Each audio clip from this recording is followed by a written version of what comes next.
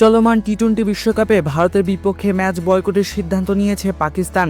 তবে এই ম্যাচ মাঠে গড়াতে মরিয়া আইসিসি। গতকাল লাহোরে বিসিবি সভাপতি সহ পিসিবির সঙ্গে আলোচনা করেছে আইসিসি। সেখানে ভারত ম্যাচ খেলতে বেশ কিছু শর্ত দিয়েছে পাকিস্তান।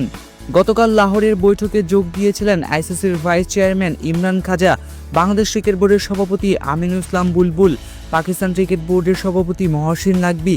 পাশাপাশি অনলাইনে ছিলেন সংযুক্ত আরব আমিরাতের বোর্ড পরিচালক মুবাশির ওসমানী। ক্রিকেট ভিত্তিক ভারতীয় অনলাইন পোর্টাল ক্রিকবাজারের এক প্রতিবেদনে বলা হয়েছে, লাহোরে আইসিসি, পিসিবি ও বিসিবির প্রতিনিধিদের মধ্যে দীর্ঘ এক প্রতীক্ষীয় বৈঠকের পর বিষয়টি প্রধানমন্ত্রী শাহবাজ শরীফের টেবিলে পৌঁছেছে।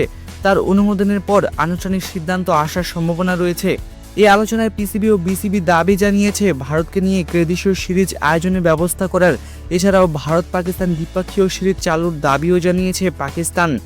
তবে আইসিসি সরাসরি ভারতের সঙ্গে কোনো দ্বিপাক্ষীয় বা ত্রিদেশীয় সিরিজের নিশ্চয়তা দিতে পারবে না, কারণ এর সিদ্ধান্ত সম্পূর্ণভাবে board of control for cricket in ইন্ডিয়ার হাতে।